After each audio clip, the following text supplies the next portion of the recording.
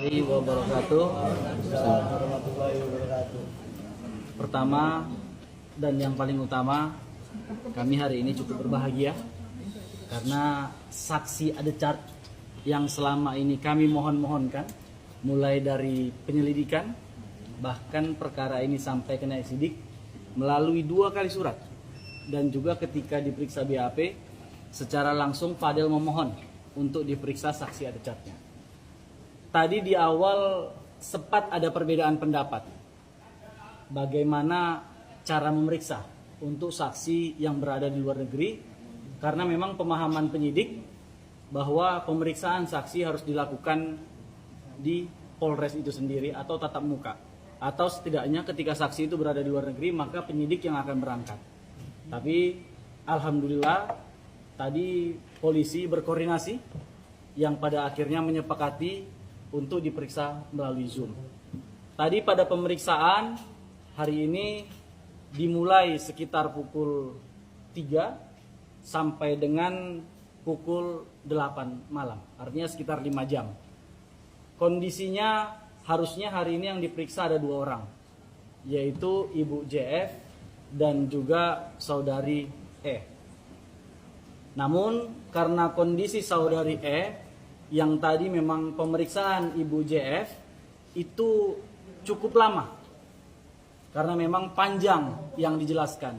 Poin-poin yang diterangkan itu tadi termasuk ketika pertama kali kenal dengan Loli di UK, yang kemudian sampai dengan kondisi Loli sudah putus sekolah, kemudian tinggal di rumah Ibu JF, kemudian juga kesehariannya bagaimana, tadi semua diterangkan oleh Ibu JF.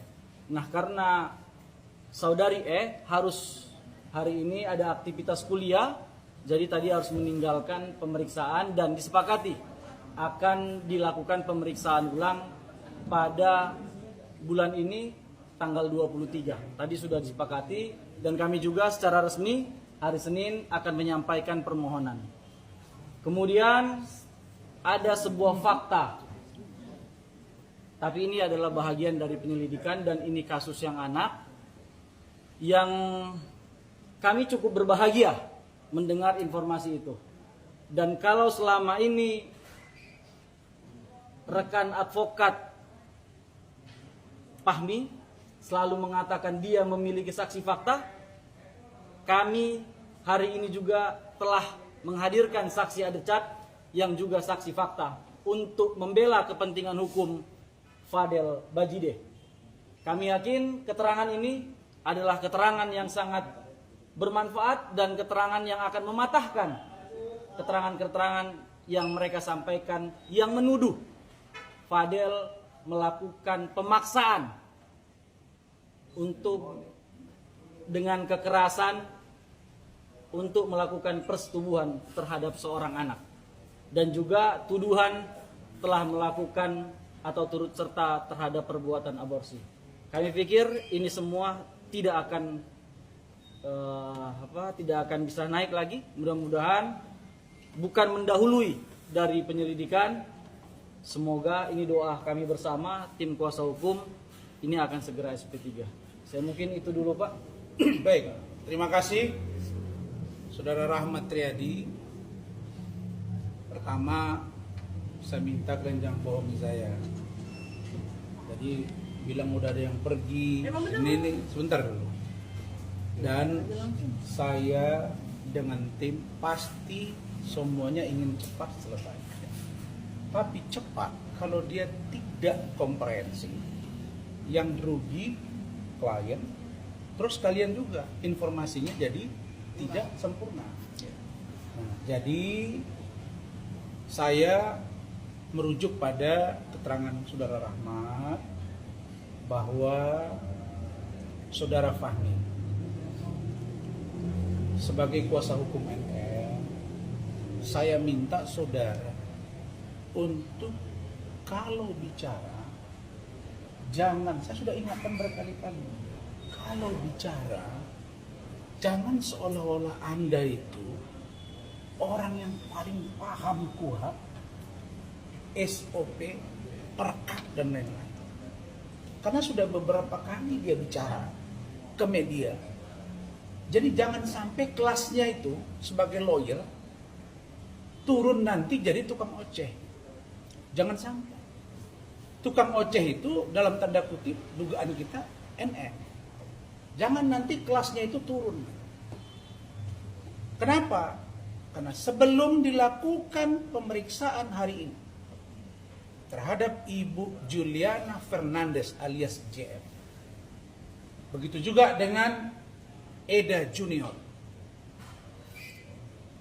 Saudara Fahmi sudah mengatakan bahwa pemeriksaan harus head to head.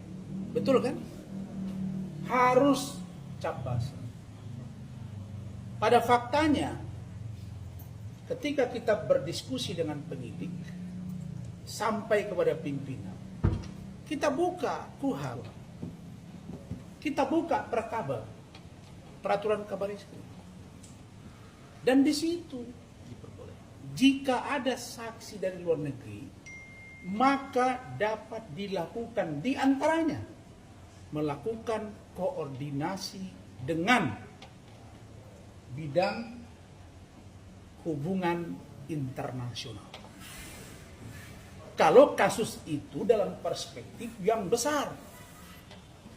Tapi kalau dia penanganan perkara seperti ini dan orang yang bersangkutan kooperatif memberikan keterangan demi terangnya sebuah peristiwa hukum. Aduh, kenapa Glenn? Demi terangnya sebuah peristiwa hukum,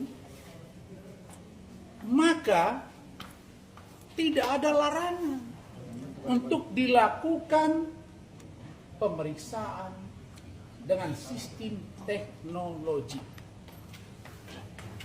Jadi kalau kita orang hukum, dulu waktu kita masih kuliah, tahun 2000 ke bawah, ya Mat ya? Itu belum ada yang namanya restoratif justice. Benar itu. Sekarang ada restoratif justice. Dulu orang berpikiran narkoba mau setengah inci, setengah on dan lain sebagainya itu masuk. Sekarang ada peraturan terbaru bahwa pengguna direhabilitasi. Jadi hukum itu dia elastis sesuai dengan substansinya tanpa menghilangkan substansinya. Nah, karena itu saya tidak mau masyarakat dibingungkan. Saya menduga akibat keterangan Saudara Fahmi ini menyebabkan Saudari NM atau Nikita Mirzani berani mengeluarkan kata-kata menantang 5 miliar kepada siapapun yang berani mengatakan bahwa Fadel tidak akan ditahan sebelum tahun baru. Betul kan? Betul kan? Coba kalian lihat sendiri. Kalau dia ditahan berarti Fadel tersangka. Itu pun hak subjektivitas penyidik. Bisa tidak ditahan, ada pertimbangannya. Tapi untuk ditahan, tersangka dulu. Lah ini masih naik sidik dan masih saksi. Jadi saya hanya mau bilang, NM, sudahi kata-katamu itu. Dan kalau kau masih keras, ya sudah, saya terima tantanganmu 5 miliar.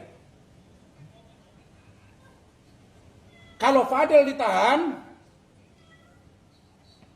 saya akan datang menemuimu dan saya akan angkat topi bahwa kau hebat. Karena kalau uang, saya nggak orang kaya. Bagi saya 5 miliar itu banyak. Dan nggak perlu taruh-taruhan masalah si Fadel ini, urusan 5 miliar. Jadi, kenapa begitu? Karena saya khawatir.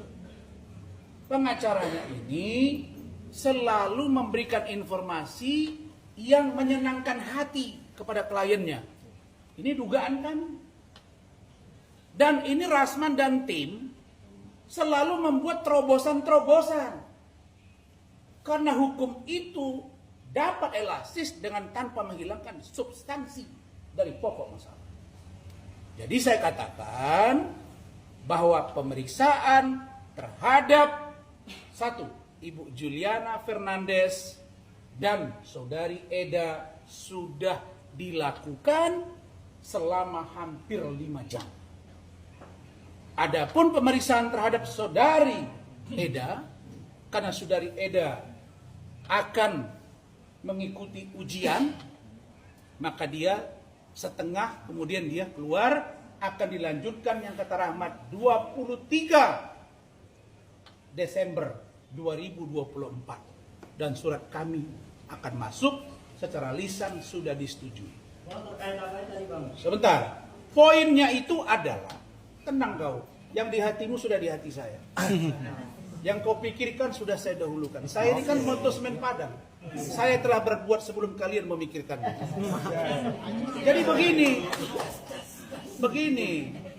Ini masalah level pengacara ini. Jadi begini. Yang nggak ada tandingannya tadi, Pak. Apa yang disampaikan selama ini oleh NM dan pengacaranya, saya stressing point yang disampaikan Rahmat, bahwa keterangan dari Ibu JF berdasarkan pengakuan dari Saudari LM kepada Eda, begitu ya? Ya. Dan ada percakapannya. Maka semakin menguatkan kami untuk penyidik juga memeriksa pacar pertama LM di Indonesia sebelum sampai dia ke UK. Karena di UK ternyata bukan satu pacarnya LM, tapi ada 2. Inisial A dan 1 dengan provinsi yang ada huruf T. Maksudnya apa? Cara bergaul di luar negeri sudah dijelaskan oleh Ibu JF. Informasi yang kami dapat dari awal sudah saya sebut, ini naik sidik karena informasi yang kami dapat diduga karena LM sudah tidak lagi gadis. Pertanyaannya, bagaimana pergaulannya di sana? Sudah diterangkan semuanya. Nah, sekarang kita mulai merajut informasi ketika Loli berangkat ke Indonesia berpacaran dengan Fadel. Pembuktian ini Januari 2024 sampai dengan September 2024. Di awal penyidik mengatakan kita mau lihat di Maret. Saya bilang jangan. Dan saya terima kasih penyidik, Kanit PPA, Kasat dan Kapolres merespon dengan positif. Ini baru fair. Jadi saya boleh katakan penyidik sangat terkejut ketika saya tunjukkan dan Rahmat ada pernyataan NM yang mengatakan akan memberi 5 miliar jika Fadel ternyata tidak ditahan. Jadi informasi yang membingungkan begini, hentikan. Poin 1. Poin 2. Tentang Fadel. Fadel sudah dengan